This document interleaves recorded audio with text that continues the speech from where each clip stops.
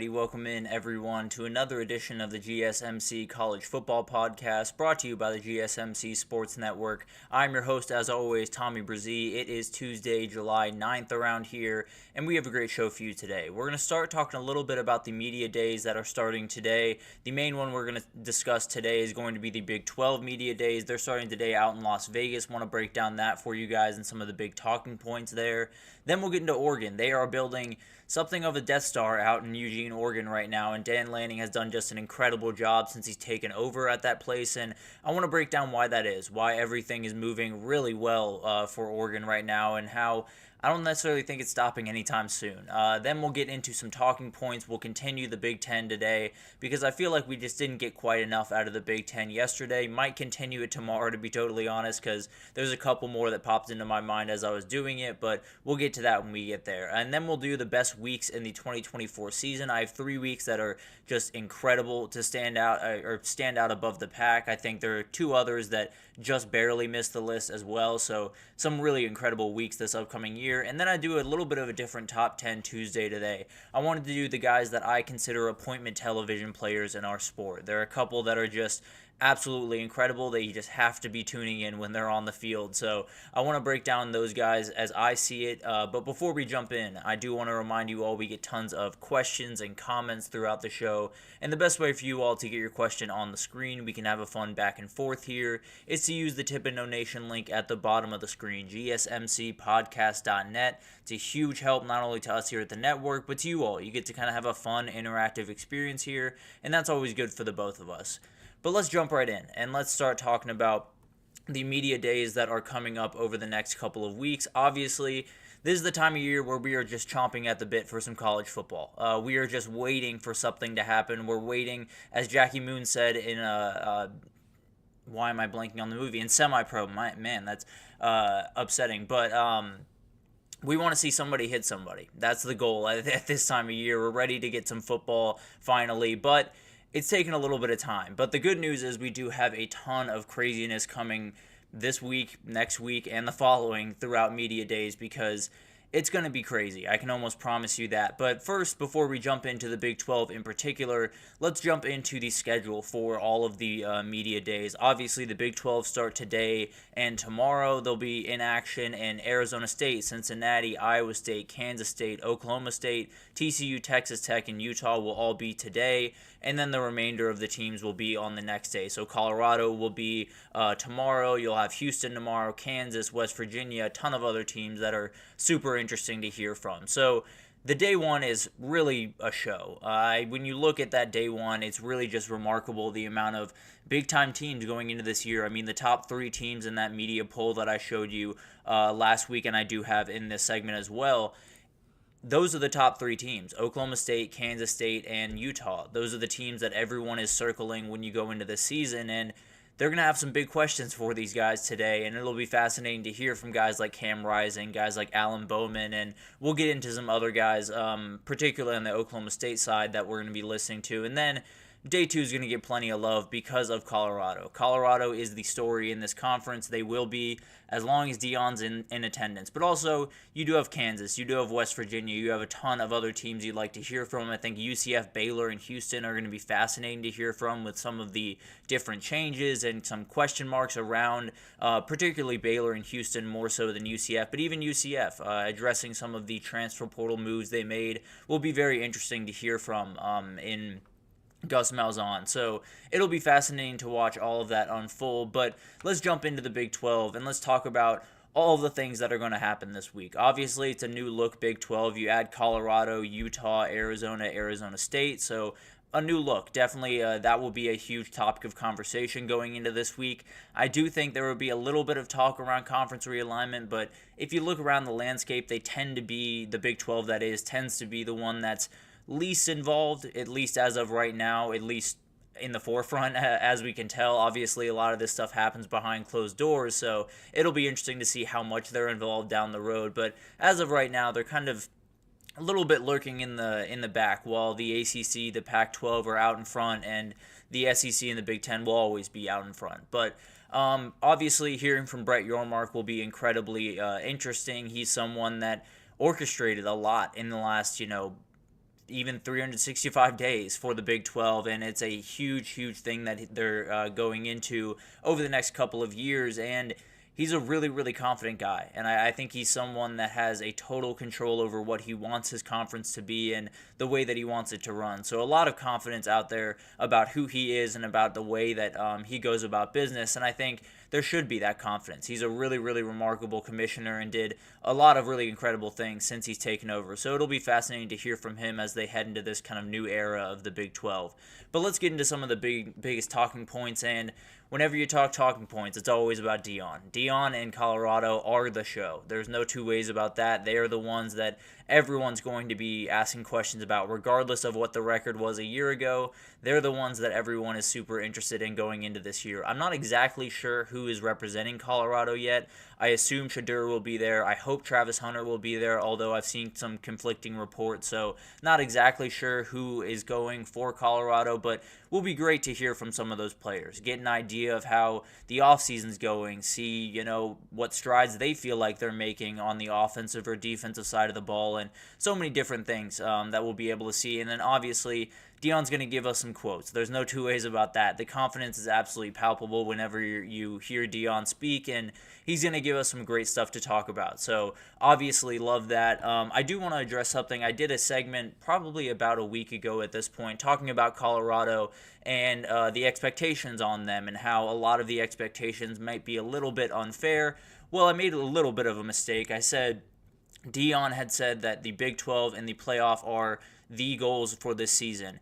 That is something that I must have just misconstrued through the offseason, because that's not exactly what he had said. He says that he has his eyes set on a bowl game this year, and then he believes that they can be successful in the future and make playoffs, and obviously that's something he'd like to do this year, but he has his eyes set on a more realistic goal. So obviously that would have changed the way that I addressed that, and obviously apologies for misconstruing what he was saying, but this is obviously going to be a very interesting topic of conversation. I do think some of the expectations from the fan base are a little bit lofty, but that's a totally different conversation that we can address throughout the season. But the other thing I'm watching is, who's the big dog at the table? Who's the team that everyone's kind of surrounding, that everyone thinks is kind of the leader of the pack right now? And frankly, I think it's Oklahoma State. I don't necessarily think that will be the case at the end of the season. I think it's I think the reality is there for Utah or Kansas State or Kansas or one of those other teams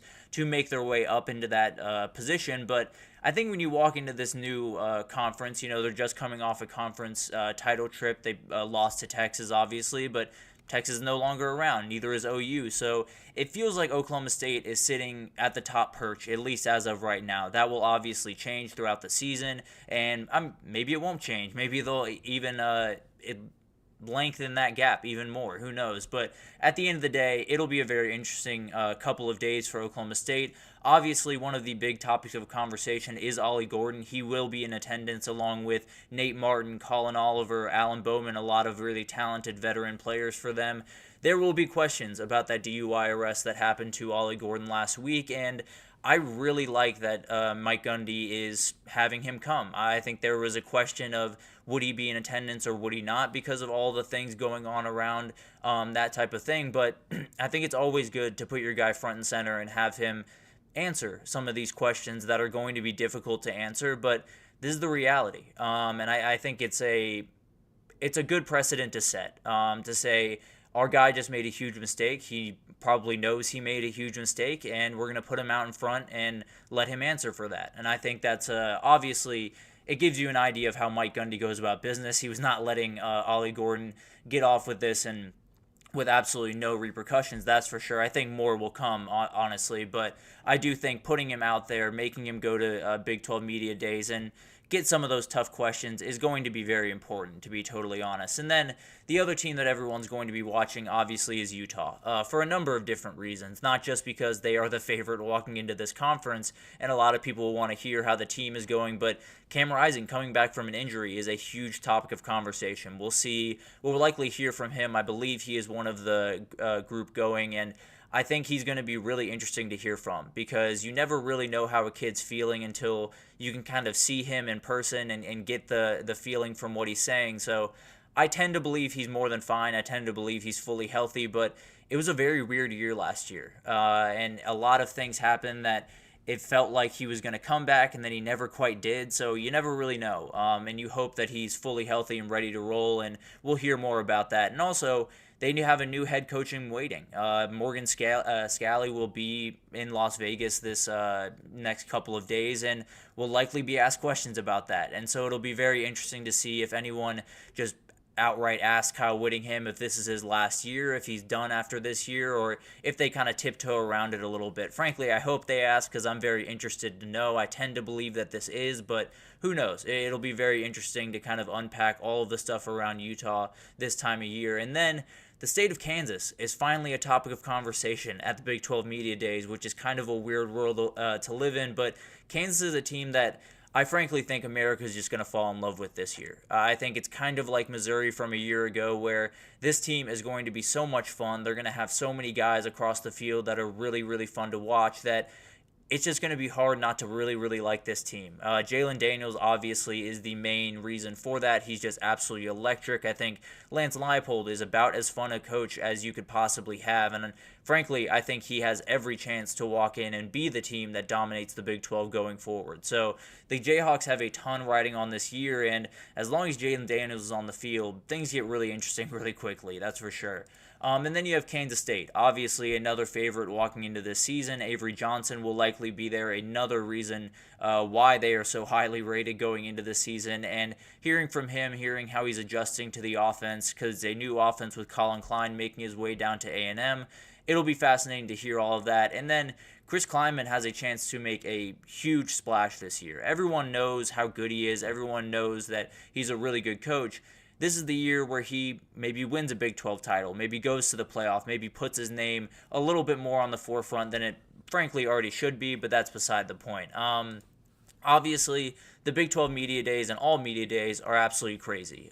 There's going to be a ton of different things that come out over the next couple of days and weeks around this stuff, and it'll be really interesting to see what happens in the Big 12 one. I think this one will be relatively more tame than the others, just because the conference realignment stuff isn't quite as aggressive in the Big 12, but there's going to be plenty of stuff to talk about. I can almost promise you that.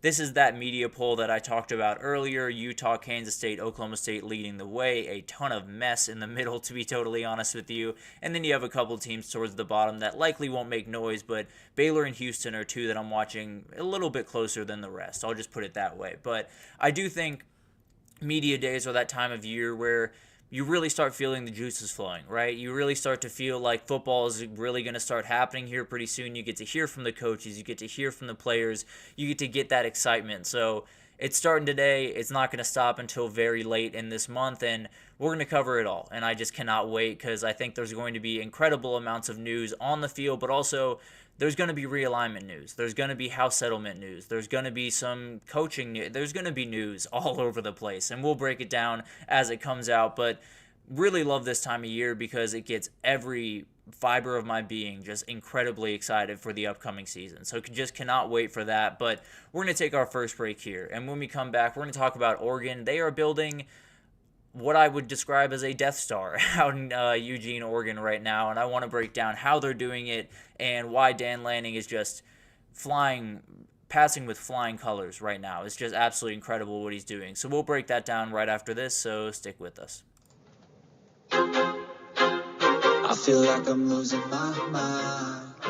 Is everybody in the world blind? Please, Lord, give me a sign, a sign. I feel like I'm losing my mind. Is everybody in the world blind? Please, Lord, give me a sign, a sign. I wanna be the greatest. Everybody on the fake shit. I look around and feel like everybody is the fakest. I make this every day and I'm impatient, hoping one day I blow up from the basement. Statement, the top is so vacant. I don't hear shit that I think is amazing. Waiting for my day when I'm playing sold out shows for 1,000 faces. Hey, give me that crown, get in my way and to be put down. It ain't your place, all this my town. If I want that shit, then I'll get it right now. I'm losing it, the noose it fits. I'm losing shit, a stupid myth. You choose to live or choose to dip. You choose to fight or lose your grip and lose a gift. I feel like I'm losing my mind. Is everybody in the world blind? Please, Lord, give me a sign, a sign. I feel like I'm losing my mind. Is everybody in the world blind? Alrighty, welcome back everyone. We just talked about some of the media days coming up, and particularly the Big 12, and how it's going to be a few very active days out in Las Vegas, and we'll learn a lot about this upcoming conference that has a lot of ers and ahs, and I absolutely love it going into this season. But let's start to break down Oregon and how there is a powerhouse forming before our eyes. I couldn't find the words there, but this is obviously a big topic of conversation in college football right now. Oregon is everything right now. They are dominating on the recruiting trail. They are going into the season, into the Big Ten with all the aspirations in the world to win a national title, to win the Big 12 in their first year, and to kind of take over in some aspects. So obviously a lot riding on this year, but how are they pulling all this off? What happened out in Oregon that kind of changed everything? And the biggest thing that you can point to and say confidently that is where a lot of this stuff started happening is when that guy got hired. Dan Lanning has totally flipped this thing on its head. And it's not to say Mario Cristobal and the last staff didn't do an incredible job out there, because they really did. They had a number of years that were really impressive, got to the Pac-12 championship a couple of times, did some really good things. Dan Lanning is building something different. He's not building a Pac-12 powerhouse. He is building an SEC or a Big Ten powerhouse, and he was doing it before Oregon even made the jump to the Big Ten. That was the difference. The second that he walked in the door, everything was just a little bit different. The intensity in the recruiting world was just a little bit higher, and they were going after kids that, frankly, Oregon in the past just didn't go after as aggressively as Dan Lanning has, and some of that comes with, being under Nick Saban and Kirby Smart in the past. Some of that comes with just the crazy confidence that this guy has in his program and his players. So I do think that is the big thing that happened. Obviously, this is a fantastic head coach. I could easily argue top 5 head coach in the country right now, and that might just go up this year because they're just doing incredible things. And I think one of the biggest things is the recruiting that they're doing is just ridiculous. It's off the charts. They're currently number 5 in the recruiting rankings according to 247 Sports. And I expect them to jump up as the month goes on. I think there's still guys out there. DJ Pickett, the number 1 cornerback in the country. Michael Terry, the number 1 athlete in the country. They're kind of fighting Texas for him, which will be a very interesting fight because they just won a fight against Texas with DeCorian Moore. And then you also have Jonah Williams, a very talented safety, and Trey McNutt, the other very talented safety in this class. Both tend to be leaning towards Oregon. So just ridiculous what they're doing on the trail right now. It's absolutely insane, and a lot of people will point to NIL. A lot of people will point to the amount of money they have in their back pocket with the relationship they have with Nike, and that's the reality. There's no one kind of dodging that. The NIL absolutely is playing a part in what they're doing out there. They're also just out recruiting people. I talked about it a little bit yesterday when we talked about DeCorian Moore. They just had a better pitch than Texas did. And DeCorian Moore responded to that pitch a little bit better than he did to Texas. And I saw some of the numbers being thrown around about DeCorian Moore and what he got in NIL. I don't buy any of that, to be totally honest with you. I think Oregon just out-recruited them. And I think one of the big reasons for that was a hire that they made here pretty recently. And I think this is a guy that is going to be a huge riser in this industry and someone that you're going to want to know here pretty soon, and that's Rashad Samples. This is an absolutely huge hire by Dan Lanning this past cycle when Carlos Loughlin found his way over to Ohio State to be the running back coach. He brought in Rashad Samples. Rashad Samples was a wide receiver coach down at Arizona State prior to this, so a very interesting hire. There's no two ways about that, but when you see what this guy can do on the recruiting trail, it gets a lot different a lot quicker. This guy is absolutely incredible. And one of the big things here is DeCorian Moore was the big-time pickup for Oregon this past week and has been it's the biggest commitment they've ever had at that university. So obviously it was huge for them. Rashad Samples' dad is the head coach of DeCorian Moore's high school, Duncanville. He's a legendary high school football coach down in Texas, and that's got to help. There's no two ways about that. So obviously Dan Lanning knows exactly what he's doing. He is executing a vision, and he's executing it just remarkably well. So I do think there is a energy around Oregon that just hasn't really been there in the past, and there's this one big reason that sometimes gets a little bit overlooked to a certain extent, but also is just wildly important to any program being as successful as Oregon has been the last little bit, and that's just everyone being in alignment, everyone understanding that this is the time for them to take that next step, for Oregon to jump into the next echelon of college football. And one of the big things that happened when NIL and the portal and all of this stuff was introduced to college football was there were a couple of teams that we circled. There were a couple of teams that we felt like had that ability to really take advantage of the portal, of NIL, of all the things that were happening in the sport. Oregon was definitely on that list. Texas was definitely on that list. They've both done an incredible job utilizing both of those things and making them just that little bit better, taking them up to that next level, and obviously Texas taking them up a couple of levels over the last couple of years. And then you have a couple of teams that you circled in the past that haven't done that. USC being the main one that I'm thinking about, because they should be better than they are right now. The NIL, everything should be in a better place than it is right now. And I think it's because of the alignment behind the scenes. It's just not working. The communication between Lincoln Riley and the AD and the president and the boosters, there's a disconnect somewhere.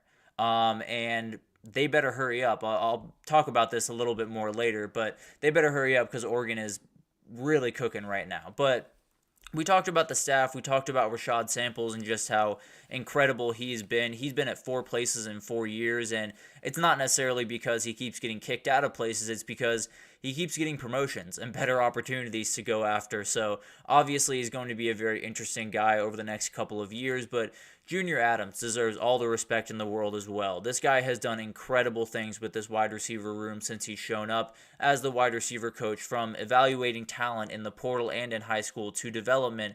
All of it's off the charts. It's just incredible to watch guys like Tez Johnson take that next step. It's just incredible. I mean, going out and getting a guy like Evan Stewart from Texas was not going to be an easy thing to do, and they were able to pull that off. Absolutely huge for them. So I think this is a guy that is going to be another quick riser in this industry, could be a guy that maybe takes over some play calling duties after Will Stein gets that big time job, because Will Stein and Tosh Lupoy are remarkable coordinators, and I would be shocked if they weren't head coaches at some point in the next 3 to 5 years. I think both those guys are just out of this world incredible, and I think if Oregon does what I expect them to do, they're going to be more than fine. There's no two ways about that. You also have Alik Terry, the O-line coach, came in last year, did a really good job with that O-line, even though there was some holes here and there. So obviously will be a lot better this upcoming year. Drew Mehringer is a very, very talented guy, very experienced, was the wide receiver coach at Texas back in the day when Tom Herman was there, has made the move over to tight end and is a fantastic recruiter and has done a great job out there. Chris Hampton, the co-DC and DB's coach, was the Tulane DC during that magical run that ended in a Cotton Bowl win over USC. So they're doing an incredible job of building out this group. Tony Tuiti is a fantastic D-line coach that I think is only going to get better as this team gets better, but a lot of stuff is going in the right direction for Oregon, on the field, off the field, behind the scenes. Everything is working perfectly, and it's really a testament to that guy. I can't talk about Dan Lanning enough, if I'm being totally honest. The dude walked into a situation at a very, very big university with a situation that not everyone would handle perfectly, and has just rolled from start to finish. He's just been absolutely incredible. The only blip on his radar really is those 2 losses to Washington a year ago, and then just getting absolutely blown out in his first game against Georgia. So if those are the only 2 blips on him, that's more than fine, to be totally honest with you. This is a very, very talented head coach, and everything at Oregon is just that little bit different. They're a little bit tougher. They're a little bit meaner. They play with a little bit more aggression than everyone around them, and it's prepared them for this moment where they're walking into the Big Ten not worried about the physicality, not worried about their guys not being able to just line up and go 11 on 11 with the guys in front of them, because he has tons of dudes just across the board.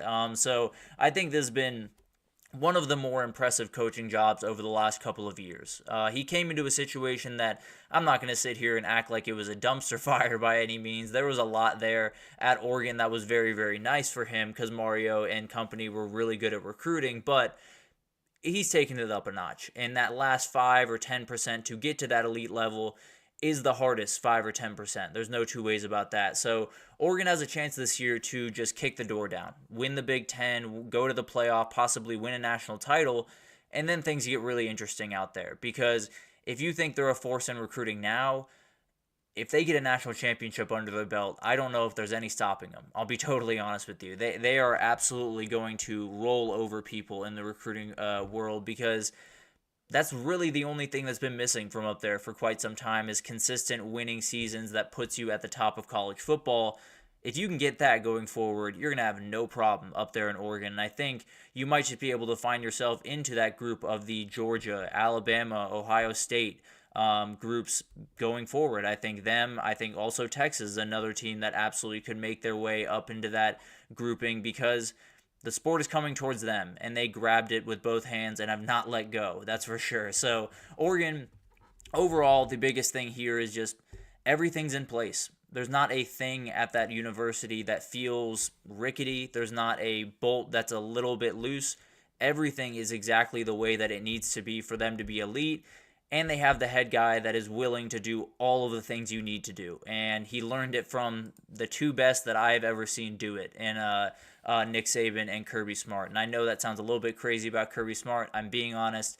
I've never seen anyone do what Kirby Smart is doing, other than Nick Saban, obviously, because he did everything. But right now, you just be hard-pressed to find a program that is working at a higher level than the Oregon Ducks. It's absolutely incredible, and it's a scary sight for pretty much every Big Ten fan and every fan in college football across the country, because this is a scary team. And it's a team that the potential has always been there to be one of the dominant teams in college football. They're realizing that, and it's getting very real very fast, that's for sure. But we'll break that down more and more as the season goes on. But we're going to take our second break here, and when we come back, we're going to get back into some talking points around the Big Ten. Didn't quite get through what I wanted to in this yesterday, so I want to break that down today, and we'll do that right after this break, so stick with us. Looking for your daily fix of sports talk without having to pay for it? GSMC Sports Network is available on YouTube. Just search GSMC Sports Network. Get your fix of daily sports talk shows on YouTube, absolutely free. NFL, college football, NBA, MLB, MMA, UFC, fantasy football, and so much more. GSMC Sports Network has shows running all day long, with new sports shows starting every 2 hours. Just like on your favorite cable sports channel, except GSMC Sports Network is absolutely free. Just search GSMC Sports Network on YouTube to catch one of your new favorite shows, like the GSMC College Football Podcast, Chip Shot Football Podcast, Hoops and Heels Women's Sports Podcast, GSMC Basketball Podcast, and so many more. Check it out for yourself. GSMC Sports Network, now available on YouTube absolutely free. Search GSMC Sports Network on YouTube right now. Alrighty, welcome back, everyone. We just talked about Oregon and how everything is going right up in Eugene right now, and it doesn't seem like it's slowing down anytime soon. So I would get used to Oregon being at the very top of college football, I'll just put it that way. But let's get back into some talking points around the Big Ten heading into fall camp and into the season, and there's a ton of them. We broke down 4 yesterday, and I kind of want to get into another 4 today, and maybe we'll do another 4 tomorrow, because there are a couple that popped into my head as I was doing this that I really like to cover. So we'll kind of work through this talking point segment over the next couple of weeks as we get through the Power 4 conferences. But let's jump in here, and the first question I have is about Penn State, and it's really a very simple question. Is Penn State ready to turn that corner? And I've talked about this on here a lot, where the 12-team playoff benefits a ton of different teams. I think Tennessee is on that list. I think Missouri is on that list. I think LSU is on that list. Penn State might be at the very top of that list, because when you look at the past, 8-10 seasons of Penn State, you'll find 10-2 a lot of times. That has kind of been the Penn State season of the last, little bit since James Franklin has taken over. And that's obviously not ideal, because in the past it's kept you out of the playoff, it's kept you out of most Big Ten championships, and it's just not been a very fun time.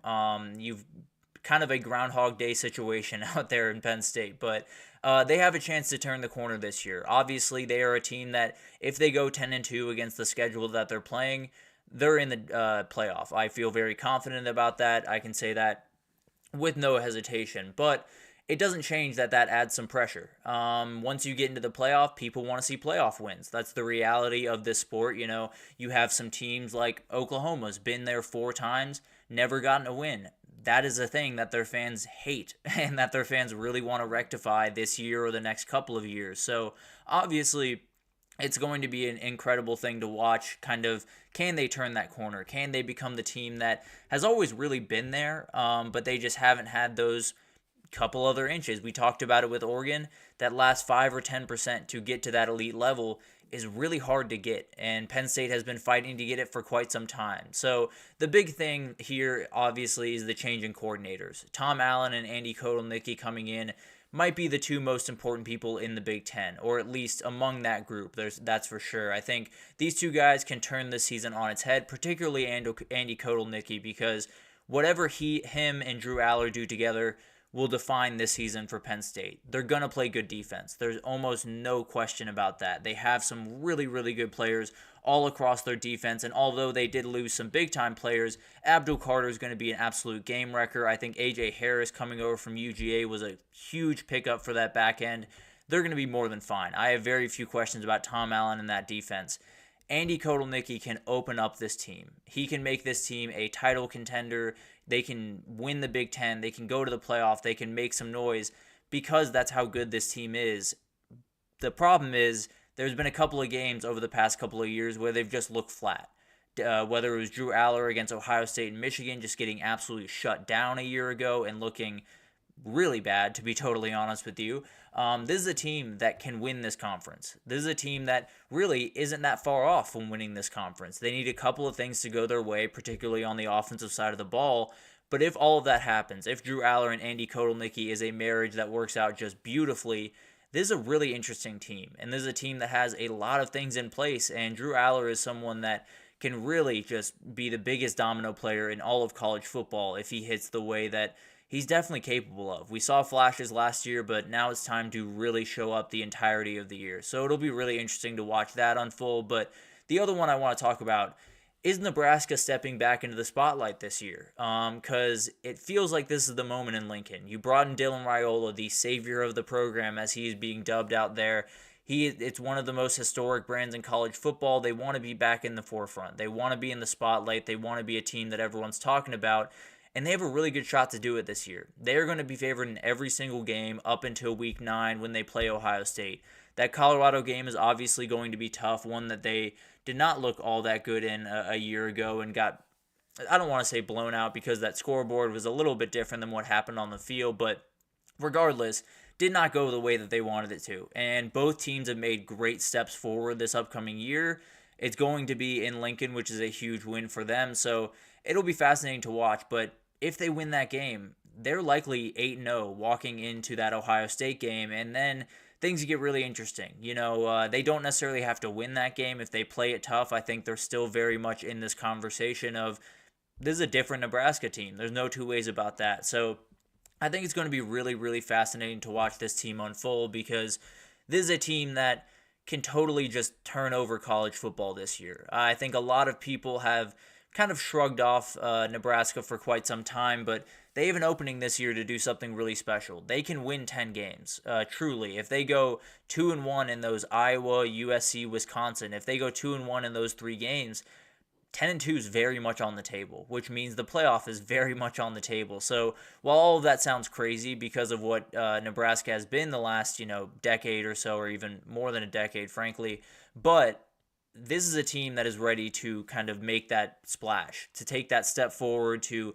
get themselves back into the forefront of college football, and it's shaping up for them pretty well. That's for sure. It'll be very, very fascinating to watch this team, and it'll be fascinating to watch that guy right there. Dylan Raiola is one of the most important people that has come through Nebraska football in a very long time. There is a lot on his shoulders, and if he answers the bell, this team gets really interesting, and his story becomes just that much more incredible. So it'll be awesome to watch this team, one of the teams that I'm most excited to watch unfold over this next year. But next I want to get to a team that is heading in the wrong direction. USC. What is happening? I know that sounds a little bit crazy, and I know that I might be overreacting just a little bit, but this recruiting cycle has been terrible. There's really no other way to put it for USC. Justice Terry, Isaiah Gibson, Hilton Stubbs, Anquan Fagans, Jet White, all were committed, now decommitted. All of those guys were hugely important, all on the defensive side of the ball, where you need to be recruiting at a high level. I understand losing Justice Terry. I understand losing Isaiah Gibson. Those guys, you're right in Georgia. You're going to be fighting those teams. That's going to be a hard fight to win against Kirby Smart. Hilton Stubbs is one that you could be able to win. I get Miami's doing an incredible job in recruiting right now. You should be able to beat them out, just plain period. I don't care where that guy lives. I'm going to be totally honest. And also, I saw a segment that was done by Josh Pate a couple of days ago talking about USC, and he said something that I thought was really interesting, talking about the people behind the scenes, and we talked about this earlier with Oregon. Alignment is maybe the most important thing to a college football team being successful. If everyone is not pulling in the same direction, you're really screwed. I'll just be totally honest with you. It's what happened at Texas for so long, where there was, a couple of people pulling in one direction against a head coach, a couple of people pulling another direction towards a head coach. You're never going to be successful that way. And it seems like that's what's happening at USC, and that should never be the case. We talked about it earlier. NIL and transfer portal came into the sport. USC might have been at the very top of the list as the teams of, they're going to take full advantage of this, especially with Lincoln Riley as their head coach. They're going to be the team that really makes their way up over the next couple of years. It hasn't happened yet. They've made some, they made waves when Caleb Williams was there for the first year. They almost got to a Pac-12 championship and ended up losing to Utah. They've done some things. They need to be better than this. Going forward, they just have to be recruiting at a higher level. They have to be able to flex their muscles a little bit more. You are USC. You're in LA. You are one of the biggest brands in the sport, and you're one of the most fun brands in the sport. When you are good, there are celebrities coming out. There's so much pageantry around that program, and they're leaving a lot of it on the table because of some things that are just out of control for Lincoln Riley. And that's very upsetting because, frankly, Lincoln Riley's doing pretty much all the right things. All the things he's saying are the right things. The staff hires, the energy around that program, the recruiting, at least efforts of the recruiting, are much better than they were a couple of years ago at USC. The last lever just has to be flipped, and that is NIL, that is alignment, that is getting everyone on the same page and pulling in the same direction. And if you don't do it soon, Oregon might be just way too far ahead to catch. So USC is kind of on a ticking clock right now where it doesn't necessarily have to be they totally have to blow everyone out of the water the rest of the recruiting cycle and have a fantastic year this year, but they got to show us something. They got to show us a heartbeat. They got to show us that they know that they're USC and that they know that they have a little bit more power to utilize some of the NIL and transfer portal opportunities that some other schools just don't.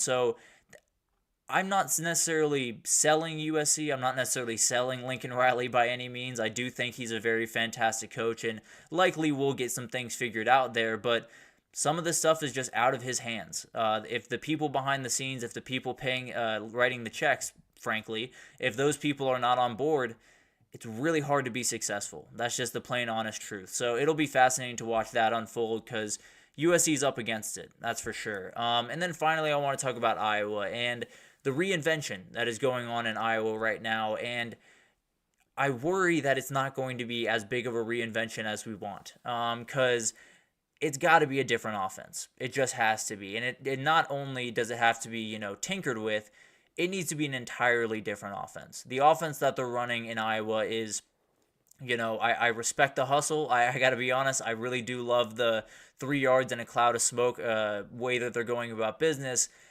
It's not winning football. That's just the reality. So Tim Lester coming in from the NFL, bringing kind of that NFL-style offense, I think is going to be a huge benefit to them because it does give them the ability to still lean on the run, to still be Iowa and be who they are, but also play with the passing game a little bit more, play with some motions and some different things. And that's really the big thing that was zeroed in on this offseason was Tim Lester coming in.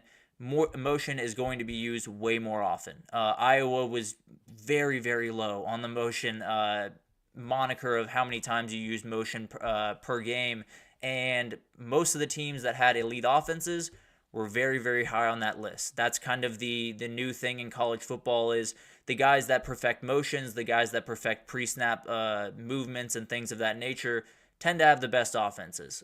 So it's going to be really interesting to watch this unfold because Kirk Ferentz has been doing things the same way for a very long time. He has not budged as everything has happened around him with Ohio State and LSU and Oklahoma all putting up just ridiculous numbers offensively.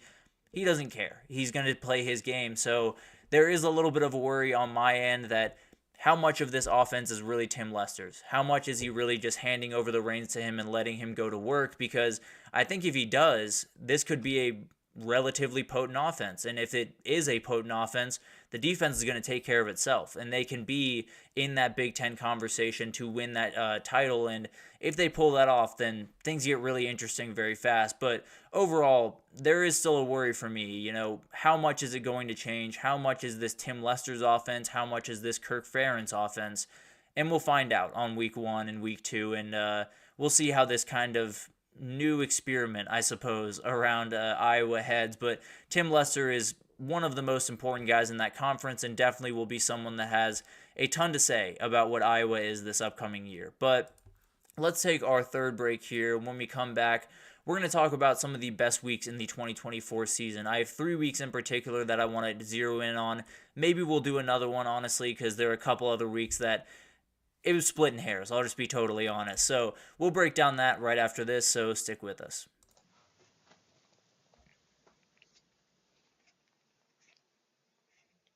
For the best and latest podcasts available anywhere, go to the podcast app on your cell phone and type in GSMC to access free content-rich podcasts on health and wellness, book reviews, sports, entertainment, relationships, social media, movies, technology, finance, and even weird news. Subscribe and download the GSMC Podcast Network's family of shows, available everywhere podcasts are found. Alrighty, welcome back everyone. We just did a couple of talking points heading into the Big Ten season. I think we'll likely do one more Big Ten segment tomorrow because there's a couple more that I want to break down around Washington, around Wisconsin, some different teams that I feel like deserve a little bit of love in this conversation. But let's get into segment 4 and let's talk about the best weeks in the 2024 season. There are some really good ones. Frankly, there is the best collection of college football games I've ever seen in this upcoming season. I'll be totally honest with you. This 1 week that I'm going to break down here in a second is just as beautiful as it gets. I'll be totally honest. I absolutely love it. So let's get into this. And week 7 is just different. It truly is just all over the place, just incredible. It's out of this world how many great games are out there. I mean, Ole Miss LSU is an absolutely huge game. I think there's so many games in the SEC this upcoming year. Georgia plays Bama, Ole Miss, Texas. Texas plays Georgia, obviously. They got Oklahoma. They have to go to A&M. There are games where you have the big dogs, and they could easily get slipped up. This could be the game that decides who's the second team in Atlanta. And that would be a huge thing for LSU. Obviously, getting this at home is huge, but there's going to be a lot of, as we like to say it in college football, cannibalism in this conference. And I think this game could be one of the most important when we look back at the SEC season. Florida at Tennessee is one of those that just, this is a great rivalry. These two teams absolutely hate each other. Florida has, frankly, really controlled this rivalry for quite some time, and they want to continue to do that. They kind of want to throw a wrench into Tennessee's works, and as I look through the Florida schedule, they play just an incredibly tough schedule all across. They're going to get one of these games. I'm not confident that it's going to be at Tennessee. It might be Georgia. It might be Texas. It might be one of those other teams, but I can almost promise you Florida's going to clip one of these teams. And it's going to come as a surprise whenever it happens, but I do believe that Florida has enough guys to make some things happen. And then you have the main event. Ohio State at Oregon is just going to be incredible. It's obviously the first time they're playing as conference foes, but they played not too long ago and split that series and don't necessarily love each other because of that series. So I think there will be a little bit of energy behind that one. If both walk in undefeated, which I tend to expect them to be undefeated when they walk in there, it's going to be one of the best games in all of the season of college football. There's no two ways about that. Then you have Texas-Oklahoma, the first SEC Red River rivalry, and wow, that really rolled out weird.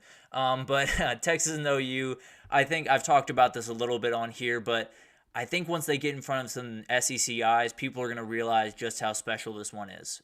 This one is totally different than any other rivalry we have in college football, and at that 3:30 slot, let's just say the fans are going to be plenty hydrated for this one, or a little bit dehydrated, but that's beside the point. And then you have some other games. You have, I totally forgot we had pictures. There's an LSU Ole Miss picture, but let's get into USC and Penn State. This one is very interesting because Penn State's heading all the way down to Southern California to play a conference game. Not one that I'm going to be used to. There's no two ways about that. So that'll be very, very interesting to watch. I think there's another game like we talked about yesterday with Penn State and West Virginia. Penn State's got to win this one. And they don't necessarily have to win it by a ton and dominate USC by any means, but they got to prove that they're a step above them. There's no two ways about that. But then you also have South Carolina at Bama. You have KSU, Colorado, Iowa State, West Virginia, Washington, Iowa, Memphis, USF is going to be incredible. Coastal Carolina against JMU. So many great games in this week, and I just cannot wait. I think this is the best week of the entire season, and it's followed very closely up by Week 11. I think this one's absolutely awesome. This was the one I was fighting between Week 9 and Week 11 here, but I landed on Week 11 because of some of the depth in the games that might not be in the top 5 here. But you have some of the other games on this in this group are Mississippi State heading to Tennessee. You have Duke at NC State. Miami at Tech is going to be a very interesting one for Miami, where they could get slipped up by that Georgia Tech team. And then you have Washington, Penn State, another one that, why are they playing a conference game that far away? But that's beside the point. Florida at Texas is going to be awesome. Fresno State at Air Force, and then App State at Coastal Carolina. All of those are just going to be really great games. But the top 5, the top 1 is Alabama at LSU. I'll just be totally honest. This one has a juice behind it that kind of like that UGA game, where kind of like every single game that Alabama's going to play this year. I'll be totally honest. Everyone wants to take down Alabama this year in particular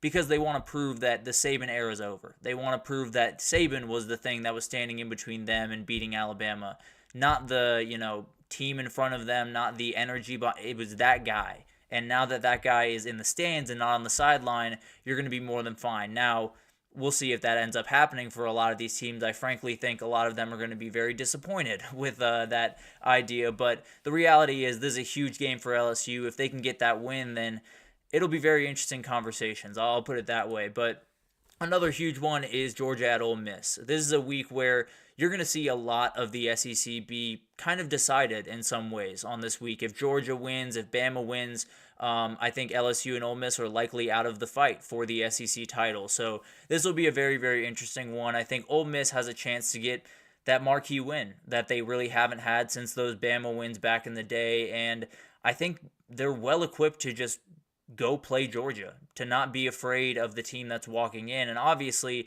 you're going to, lace your shoes a little bit tighter that day. There's no two ways about that, but it doesn't change that Ole Miss thinks they can just hang with this team now, and that wasn't the case a couple of years ago. That wasn't even the case last year, so it'll be fascinating to watch that game. The one I'm so excited for, Oklahoma at Missouri, I just cannot wait for. I think this one is going to be a rivalry going forward because they hate each other. There's no two ways about that. I talked about Texas and A&M. That one coming back is absolutely incredible. No one takes a back seat to Texas A&M, but this one is right there. It is second in line and not far behind the Texas A&M one by any means. So very excited to see that one get underway. Florida State at Notre Dame is an awesome game this week, and it's a funny game because it's not a conference game, so Florida State might not need it quite as much. Notre Dame, I would argue, really needs it because this game, along with the A&M game, are the two that I think if Notre Dame wins those, they're in a very good position to make the playoff. If they don't, then we're having a conversation of, are they really a top 12 team, or are they just a team that beats up on everyone below them and can't beat the people in front of them? So it'll be really interesting to kind of see that one develop because I think Notre Dame, as of right now, I would say has the better team. I think Florida State has a lot of the confidence coming into that game and a lot of the swagger and the defense to definitely keep up with anyone in the country. And then finally, another ACC battle. Clemson going to Virginia Tech is going to be one of the biggest games of the year. Virginia Tech, I think, could walk into this game undefeated. If they go down to Miami and beat Miami, which they definitely can do, this one's going to be two undefeated teams, or not two undefeated teams. Clemson will lose in week 1 to Georgia, but regardless, this is going to be two very good teams, and it's going to be just incredible to watch. Just cannot wait for what's going to happen during that game, and I think if Virginia Tech comes out a winner, then that might just be your ACC champion. But let's get on to Week 14, the rivalry week. It's still just incredible across the board. The Iron Bowl obviously is going to be awesome. As we talked about with LSU, Auburn wants to do the exact same. They want to knock off Bama. They want to kind of flip the script a little bit in Kalen DeBoer's first year, and they got really close a year ago. So let's see what happens there this year. Florida at Florida State is obviously going to be a huge one to watch. Definitely one that could be huge for two different reasons. Florida State could be looking for another undefeated season. Florida could be fighting for bowl eligibility, and Billy Napier could be fighting for his job. So it'll be a fascinating game once it gets here. There's no two ways about that. The game is always awesome. There's no two ways. It's just absolutely incredible. Michigan at Ohio State is going to be everything this upcoming season. It's the game that I'm most excited for. I think it's the single most important game this season, not just because of the on-field implications, but the off-field implications might be that much more important. So it's going to be absolutely incredible to watch that game and see if Michigan can continue this run they're on. And then Texas A&M. This is one that I've talked about a lot, but I might be most excited for this game over any other game this entire season because this is a group of people that just hate each other top to bottom. They hate everything about the other fan base, and it's going to be awesome to see these two meet for the first time in quite some time. It's been just way too long since these two teams have played, and Kyle Field is going to be on fire that night. That is for sure. But finally, Notre Dame at USC. This is one that Colin Cowherd want done away with. He's wrong about that, but that's beside the point. This one's going to be really, really fun. This could be the moment that Notre Dame makes the playoff. Say they have one loss going into this week, and the one loss is to A&M. If they win this game, they're in at 11-1. So this could be the moment they get in. Maybe USC ruins the fun and beats them and knocks them out of the playoffs. So it'll be really, really fascinating to watch that game. Absolutely love that game and the history behind that one. You also have Tech at UGA. Oklahoma State's playing Colorado on that day instead of OU, which is gross, but will be a very fun game nonetheless. Memphis at Tulane is going to be a huge one for the American. South Carolina, Clemson, Washington at Oregon, KSU at Iowa State. So obviously a ton of big-time games in that rivalry week, but a couple other ones, week 1, week 9. Week 9, you could have argued, is better than Week 11. I kind of was fighting between two, a rock and a hard place there. But overall, there's so many good weeks this year. College football is going to be absolutely incredible week in, week out. There's going to be new matchups. There's going to be matchups that you usually would have kind of duds of weeks. Oregon and Ohio State's going to be dropped in your lap. Or Washington playing Penn State's going to be dropped in your lap. And it's going to be a really, really interesting thing to watch. So I love this season that's coming up. I think it's going to be the craziest one since 2007, and it's shaping up to have some of the craziest weeks, that's for sure. So we'll break down all of those as they kind of unfold throughout the season, but let's take our final break here, and when we come back, it's Top 10 Tuesday time, and we're going to get into the appointment television players as I see it in college football. There are so many of these guys, so figuring out just 10 was not easy, but I like my 10. I think it's a good group of guys, and definitely guys that if they're on TV, you're going to want to watch them. So stick with us, and we'll break that down right after this.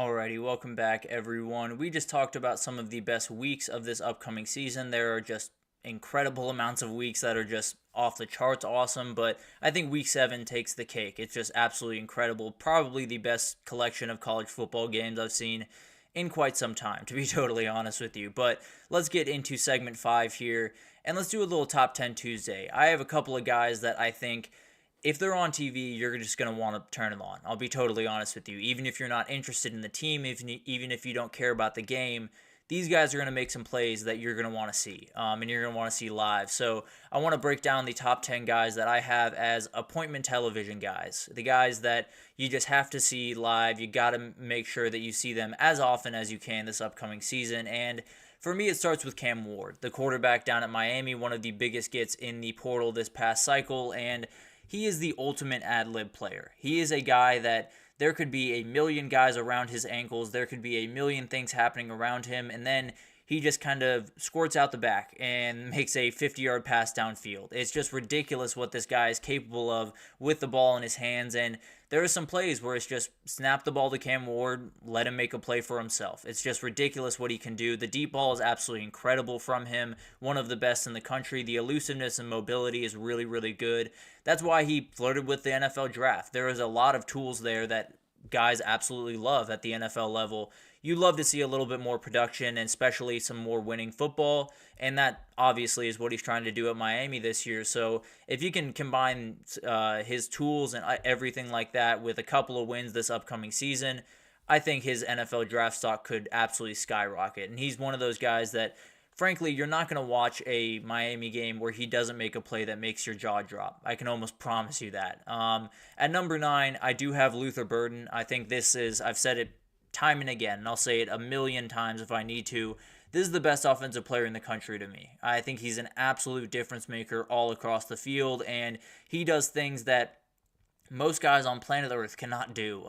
He's one of the best wide receivers I've seen, whether you're talking about NFL draft or you're talking about college football. I think he's right up there with Marvin Harrison Jr. And I know that sounds a little bit crazy because of how just elite Marvin Harrison was at just about everything on the football field, but Luther Burden can do everything.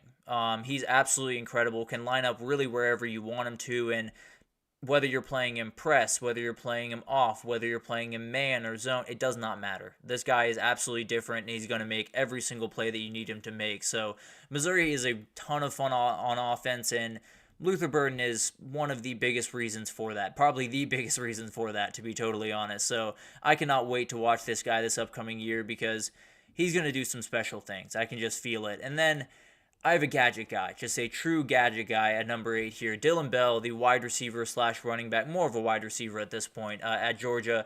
This guy's awesome. He's one of my favorite players in all of college football because he did some things last year that were just ridiculous. I believe he ran, caught, and passed for a touchdown last year, so gives you an idea of what Mike Bobo can play around with. And when you talk about that Georgia offense, there are just about a million toys you can play around with if you're a play caller. There's so many guys on that offense that can make plays for themselves, that can do so many different things. Dillon Bell is the best of the bunch. He's the most fun. He's the guy that you can literally put in any situation, and he's going to thrive in it. I can almost promise you he will take snaps at quarterback. He will take snaps at running back. He will take snaps at wide receiver, and I bet he will take a snap or two at tight end in line. The dude is just absolutely incredible, so versatile, and one of those guys that has honestly taken this Georgia offense to just a little bit different of a level, where you don't necessarily only have to worry about the quarterback dropping back and passing or the running back getting that handoff and going forward. You have to worry about where Dillon Bell is because he could catch the ball, he could run the ball, he could throw the ball from that perspective. So I do think it's opened up a lot for Mike Bobo, and he just absolutely loves this kid. I know that for a fact. But Avery Johnson, I have at number 7. This guy is just special. Watching him on the football field, and one of the talking points of this offseason that just needs to be talked about more, and it's been talked about, a little bit here and there, but this is a guy that just kicked Will Howard out the door, essentially. He did so good last year that they asked Will Howard to leave that program, and now he's the starter at Ohio State. He's not the starter at Toledo. He's not the starter at Ohio. He's not the starter at Akron.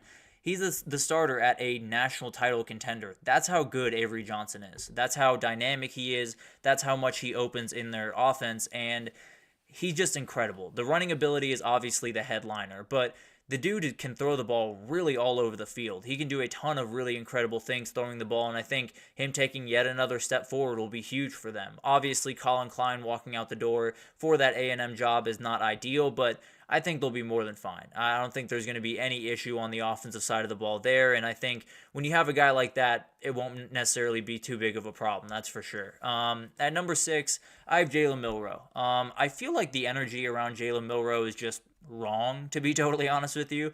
I think there are some SEC fan bases out there that, think he's quote-unquote a bum, or think he's just not very good at football, or he can't throw the ball. None of that is really true, but the reality is, this is one of the best pure athletes in the entire country. Whatever position you want to bring into the conversation, you can. This guy's different in every sense of the word. He can, obviously, the running the ball is where his money is made. That's his big time thing. That is always what everyone is going to talk about first with him. But the deep ball is incredible. It's one of the best deep balls in the country. You could argue it's the best deep ball in the country as of right now. And I'd be hard-pressed to tell you, I don't think there's a world where he doesn't improve pretty drastically under Kalen DeBoer. I don't necessarily think he's going to be a Heisman winner or do anything absolutely incredible. I do think he's going to take huge steps forward, and I do think he's not as far off as some people want to believe. So I think Jalen Milroe is one of those guys that I just cannot wait to watch, and is going to turn college football on its head just a little bit. I can almost promise you that. And then top 5, Deion Sanders is just had to be on this list. There's no two ways about that. When the ball is in this guy's hands, something remarkable is almost definitely going to happen. He makes plays out of nothing just so many times, and some of that is out of necessity with the offensive line play that was there a year ago, but the reality is he does things that are just jaw-dropping. There was a play against Nebraska in particular where he evaded a couple of rushers, got out of a really bad situation, and threw an absolute dart for a touchdown. So he has everything you want him to have. Arm talent, mobility, the confidence is part of why he's so good. I understand it rubs some people the wrong way, but all of that stuff that he does, the flashing the watch, doing all that swagger type stuff, that's part of what makes him who he is and part of what makes him as successful as he is. So there's a reason that this guy is a top NFL draft pick. There's a reason that I think, personally, he's going to go number 2 after Carson Beck. I think he's that good, and I think this year is going to be just incredible for him because of the tools. And we saw him last year, but I think we're going to see him even more aggressively this year. So cannot wait for this kid. He's one of my favorite players in the entire country, and I think his ceiling is just through the roof, to be totally honest with you. And then Kevin Concepcion deserves some love here. There's no two ways about that, because every time you see someone at the college football level that's just a human joystick, it's really fun. They're my favorite players of history, whether you talk about Tavon Austin or some other just incredible players.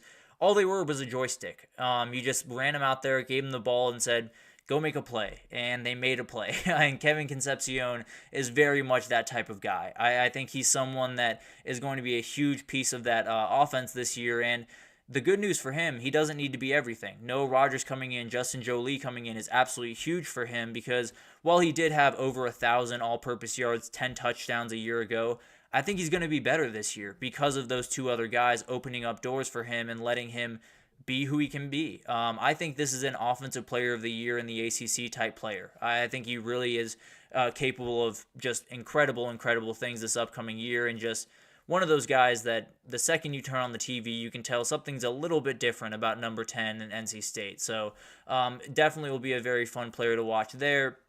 To the top 3, James Pierce Jr. got to get some love here, because edge rusher is not always the easiest position to get a beat on who's the best and who's the worst, because there's a lot of edge rushers that have different responsibilities. There's some that, whether you're playing fully outside or a little bit more inside against the tackle, sometimes you're playing just to set an edge. Sometimes you're playing just to play the run a little bit more. So there are certain edge rushers that don't jump off the page but are really talented players. James Pierce Jr. is not one of those players. If you watch number 27 for Tennessee this upcoming year, he's going to do some things that are just going to be jaw-droppingly incredible. He's going to dominate pretty much every offensive tackle he goes up against. He has some big-time guys that he's going to have to face, but he's just ridiculous. He's absolutely insane, and he's one of those guys that even Tennessee has a ton of appointment television guys, as I would say. Nico, I think, is absolutely one. Chris Brazzell is someone I'm really watching closely. Squirrel White is absolutely incredible. Dylan Sampson, Arian Carter. This guy trumps them by a mile. He is so incredible, and one of those guys that there's a reason that he might just be the number 1 overall pick this time next year with the NFL draft. So it'll be fascinating to watch this guy. Absolutely love what he can do, and if you have a chance, just watch him for a Tennessee game, and you'll see some pretty incredible things. The top 2, I do have Caden Salter at number 2. I wanted to get some love to some group of 5 teams, and this is the most electric guy in the group of 5 and maybe in the country. He does some things on the football field that are just ridiculous, and I think one of the things that I talked about a little bit earlier with Cam Ward, it applies even more to Caden Salter. This is a guy where there might just be a play in the Liberty playbook that just says snap the ball. I'm being totally honest. It might just say snap the ball and let Caden Salter do Caden Salter things, because it's ridiculous what this guy can do. Some of the guys in the past who have had elite running ability, there's, a little bit of a gap. Some aren't, some are really capable runners, but aren't necessarily the athletic, crazy runners that we've seen in the past. This is one of those crazy runners, the Jaden Daniels of the world, the Kyler Murrays of the world, the guys that once they get out in open field, no one's catching them. So Caden Salter I absolutely love, and I think he has every chance to lead Liberty to another undefeated season, and then we'll see what happens on Selection Sunday. But I absolutely love this kid, and will be tuning into Liberty quite a bit to watch Caden Salter, that's for sure. And then finally, no one else deserves to be number 1. Travis Hunter is on a totally different level than pretty much everyone else in college football. He does things on the football field that not only do most humans are not capable of doing, most humans shouldn't do. Just to be totally honest with you. As people say, he is literally built different. The dude plays 130 snaps one day and then wakes up the next morning and does a double workout.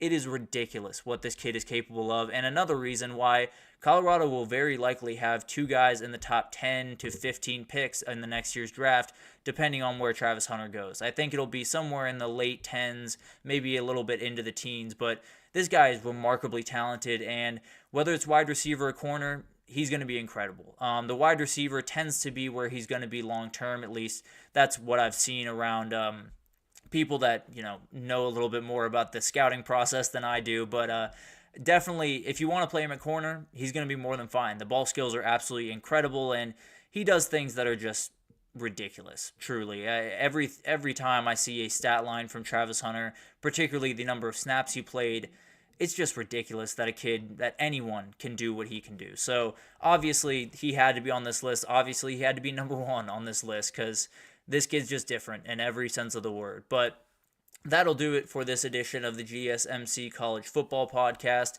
brought to you by the GSMC Sports Network. Your support means a ton to us, so please remember to subscribe to the show, leave a positive review. It does make a huge difference. Also, follow us on Facebook, Twitter, TikTok, Instagram for all of the social updates you need. We have so many people doing... We have so many people doing just incredible work across every single sport you could possibly want. So no worries about the world of sports. If you need anything, come on over to GSMC and we have you totally covered. But thank you once again for listening, and I will see you guys tomorrow.